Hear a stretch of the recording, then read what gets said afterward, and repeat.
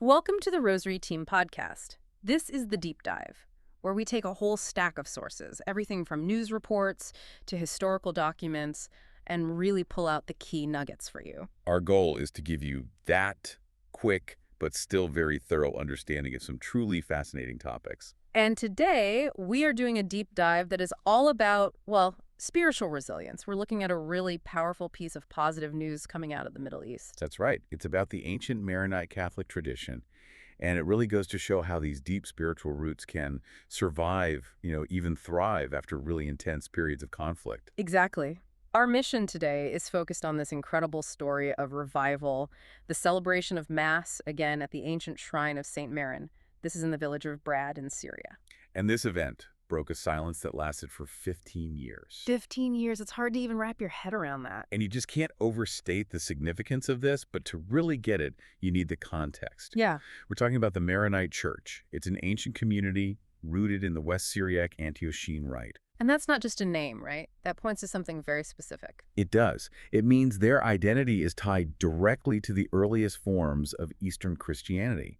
And yet, and this is the key, they have maintained unbroken loyalty to the Pope and the Church of Rome since the 4th century. Wow. So that's a very unique position to hold. It's incredibly unique. Okay, so let's unpack this. Before we get to the amazing news about the Mass returning, we need that foundation.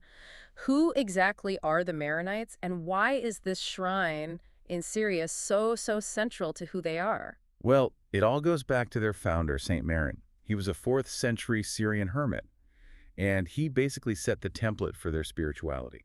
It emphasized the eremitical life. Which is that commitment to solitude, to being detached from the world. Deep, severe solitude. This focus on internal spiritual discipline, rather than on political power, has really been their anchor for centuries. And you can still feel that connection to the earliest church in their liturgy, can't you? Oh, absolutely. The continuity is stunning. Some of the prayers in the Maronite liturgy are still spoken in Syriac Aramaic. And for anyone listening, that is the actual language of Jesus Christ. It is. It just grounds their faith right back to the very beginning. It's a remarkable spiritual lineage that really very few traditions can claim. And that context makes it so clear why returning to this specific site, St. Maron's Shrine in Brad, is such a profound statement. It's not just a religious service. No.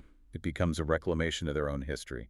So let's look at the event itself. Our sources say it was November 10th, 2025, a solemn Mass. It was. And this shrine is located in an area they often call the Dead Cities, these clusters of ancient settlements, which just underscores how deeply historical this ground really is. Which brings us to the resilience factor, because this is where it gets really interesting. That 15-year silence, that wasn't an accident. Not at all. It represents a long period where regional conflict and instability made any kind of worship or pilgrimage to these sites basically impossible. So what does the return of the Mass signify now? It signifies permanence. It signifies hope. The sources show this was organized as a pilgrimage led by the Maronite Scouts. They brought together more than 80 people, young and old. That's a powerful image. It is. When a community chooses to physically go back to a sacred place that's been silent because of war, they are making a declaration that their faith and their presence there are enduring. And that commitment, it was reflected in what they did there. The priest who led the liturgy, Father Gandhi Mahana, he really grounded it in something internal, reminding them that the true presence of God is found in every human heart. Exactly. Yeah.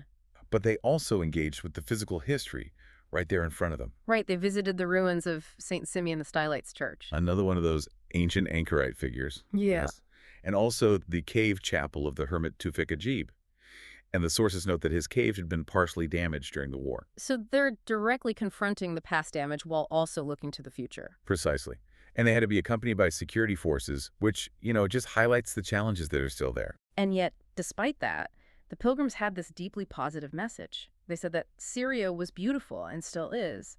That affirmation, that really sticks with you. It's a powerful statement of belief in restoration. And if you connect this event, this Mass, to the bigger picture, you see that this spiritual DNA of solitude and persistence, it keeps producing incredible modern examples of holiness. Which brings us to a figure who really embodies this resilience for a global audience, Saint Charbel Makhlouf. Yes, we have to talk about Saint Charbel. He's known all over the world for his miracles, but he built that spiritual power on the exact same foundation Saint Maron laid down, that radical solitude. He was a Maronite priest and monk from Lebanon back in the 19th century. And after 16 years in a monastery, Charbel got permission to live in almost total solitude for 23 years. 23 years. At the hermitage of Saints Peter and Paul in Anaya. His detachment was, well, it was absolute. There's a story that he even refused to look at his own mother when she came to visit him. He directed his entire focus only to God. And that painful act is presented as this template for prioritizing the eternal. Right. And the miracles, they started before he even went into the hermitage. There's that incredible story of the lamp. Can you walk us through that one? The lamp. It's a fascinating story. It acts as this sign that divine power will sustain those who commit themselves totally. The story goes, a worker mistakenly filled his oil lamp with water. With water, not oil. With water. But when night came, the lamp burned just as brightly. It completely confounded logic. And that luminous sign was what convinced his superiors that divine providence would uphold him. It's why they gave him permission to go. That principle, that spiritual power can supersede material logic, that seems so relevant for a community facing material destruction today. It's the perfect blueprint for resilience. Yeah. Exactly. And the mysteries didn't stop there. They continued for decades after his death. He died on Christmas Eve, 1898, after a stroke during the Divine Liturgy. And his last words were, "Father of truth, behold your son." Yes. But then for the next 65 years, right up until his beatification in 1965, his body, it did something inexplicable. What did the sources say? They say his body consistently exuded a fragrant, blood-tinged liquid. So much so that the monks actually had to open his tomb repeatedly just to drain it. Wow. And this continuous, unexplainable sign of sanctity made him a living connection to grace for over half a century. It led to countless reports of instant healings. And that legacy is global now. We see oil blessed from trees he tended, mixed with what was left of that sacred liquid, and it's distributed worldwide as a sacramental. A sacramental of healing. And the sources cite so many miracles. The instant healings of Sister Maria Kumari and Mr. Alessandro Obeid, for example. But I think the most powerful modern example is that story from Chihuahua, Mexico, a church built in his name. Yes, a church that rose from the ground with no initial funding. It was reportedly built, and I'm quoting here, only with prayer, tears, and suffering.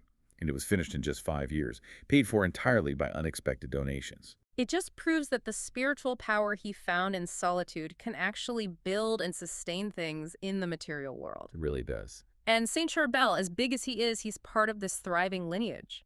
The Maronite Church is actively celebrating new saints right now. That's right. This is not just an old tradition. It is bursting with contemporary examples of sanctity. We have the impending canonization of the three blessed Masabki brothers. That's Abdelmawadi, Francis, and Raphael, scheduled for October 20th, 2024. And we also have to mention Blessed Estefan el-Dawahi. The Saint Patriarch, pillar of the Maronite Church. He represents that incredible continuity of holiness through history. It's clearly a tradition worth looking into. We really encourage you to explore the rich history and the beautiful art around these figures and the resilience of this faith. And you can start that exploration right now by visiting rosaryteam.com. So if we pull all of this together, the ancient roots in Syria, the life of Saint Charbel, the modern martyrs, what does it all mean today on a global stage? It means the Maronite spiritual heritage is a central point of global attention, especially from the Vatican. Yes, the sources confirm an upcoming apostolic journey for Pope Leo XIV. He's scheduled to visit Turkey and Lebanon from November 27th to December 2nd, 2025. And it's a very targeted visit. It's a strategic move. The Pope is going there to reinforce this key, stabilizing Christian presence in a very volatile region, and the specific stop in Lebanon is key. On December 1st, he's going to Anaya. Specifically to pray at the tomb of Saint Charbel Makhlouf.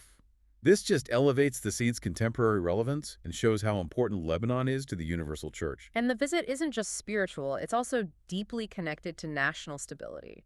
The Pope is meeting with the new president, Joseph Aoun, who was elected in January after 2 years of political stalemate. So this links that spiritual support directly to the hopes for national stability in Lebanon. He's also holding an ecumenical and interreligious gathering in Beirut's Martyrs Square. Which underscores the message that this Maronite resilience, it serves as a foundation for stability, not just for Catholics, but for the entire Middle East. The sources just reveal this incredible tradition defined by deep, ancient roots going all the way back to Saint Maron, sustained by the Aramaic language and validated by this remarkable perseverance. All symbolized by that Mass returning to Brad after 15 silent years. It's a powerful narrative of faith outlasting conflict and time and even material logic. It truly is. And Saint Charbel's life, it really teaches us that great spiritual power often comes not from being the loudest, but from silence, from detachment. His lamp burned with water, not oil. It proved that grace can build something unseen but everlasting. A powerful thought. So as you reflect on this deep dive, maybe consider this. How can embracing silence, even for just a few moments each day, allow that same grace to build something enduring and transformative in your own life? And to explore the Maronite collection and the beautiful sacred art related to these incredible stories of history and resilience, please visit rosaryteam.com. Thank you for listening to the Rosary Team Podcast.